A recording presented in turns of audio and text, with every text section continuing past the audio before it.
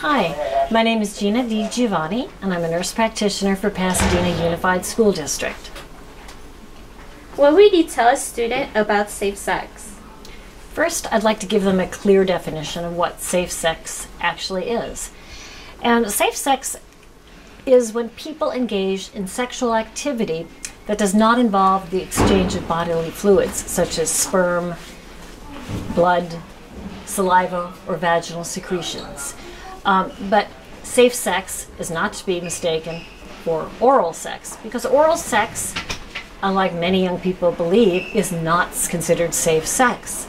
And the reason being is because safe sex, as I said, involves no transmission of body fluids. When you're doing oral, so when you're involved in oral sex, you can get the same sexually transmitted diseases and infections in your mouth that you can in your genital areas. How would you help a student from being safe? Well, our district policy is to promote abstinence, but we're also to educate a student about the different contraceptive methods and ways to protect themselves. In other words, safe sex. If they needed more information than what I could give them through counseling here, I would refer them to outside agencies such as Planned Parenthood or the Public Health Department. If a young lady came to you seeking help or advice on what to do because she believed she was pregnant, what would you tell her? Well, that suggests to me that maybe she's not sure, 100% sure she's pregnant and she hasn't had a pregnancy test yet. So I would definitely listen to her in a non-judgmental fashion so that she could talk to me and feel comfortable with me. And I would really encourage her to make an appointment with one of these outside agencies, such as Planned Parenthood, to make an appointment for pregnancy testing. And they'd also, at the same time, counsel her about contraception, future plans for safe sex, etc. What would your main concern be if a student asked you about sex? My main concern is I want to make sure a person of this age is really ready for the emotional and physical ramifications of having sex at an early age. Sex is much more than the young person thinks emotionally. When you have sexual intercourse with another person, you're really putting yourself in a really vulnerable position emotionally. And I think a lot of people don't realize that.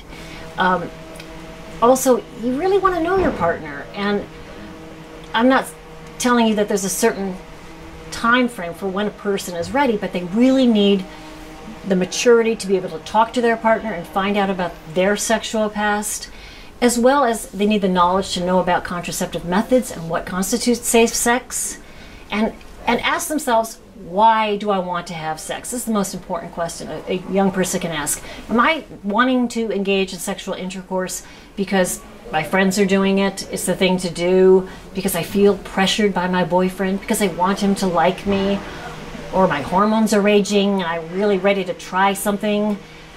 Not the right reasons.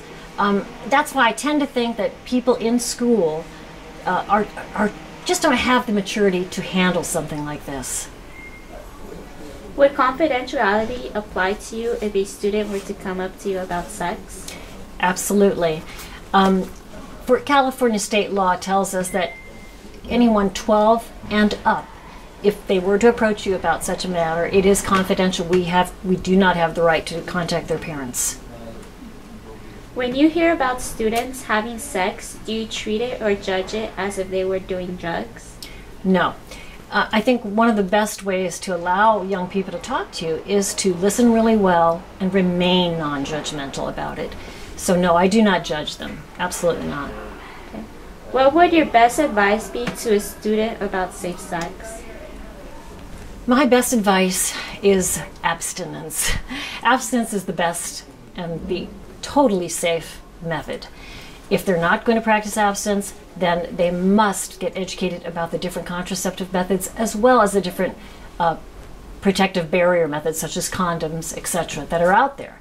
They must have the knowledge and the emotional maturity to handle this situation. If you were allowed to give out condoms, will you do so? Well, currently, our district does not allow for the dispensing of condoms. However, that policy may change in the very near future, and I'd be very happy to dispense condoms, but not just dispense them out of a little basket on our counter, but with counseling provided on the instruction, how to use them, and the importance of using them consistently. As a matter of interest, the City of New York, they had a program, they just did a trial program on being able to dispense condoms from their high schools, and several high schools were involved in this program. And what they found out was that it did not increase the number of students having sexual activity, which a lot of people thought it would by encouraging students to come get condoms. But what it did do, the important thing that came out of this little study, was that it increased the number of children or young people using condoms, but did not increase sexual activity. And also the World Health Organization also did a complete comprehensive review of several studies that were undertaken across the United States.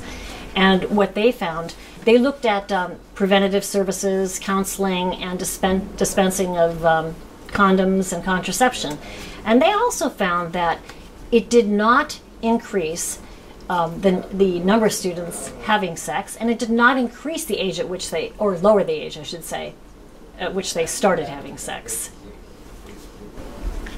What can you do if a student asks to get tested during school hours? In the state of California, we are required that to allow students that are 12 years and older who want to get tested for sexually transmitted diseases or pregnancy tests, we're allowed to let them go during school time, provided that they make an appointment with the external agency that we can verify, which would be someone like Planned Parenthood or the health department. What is the first thing that pops into mind when you hear the word safe sex? Abstinence. Thank you. Thank you.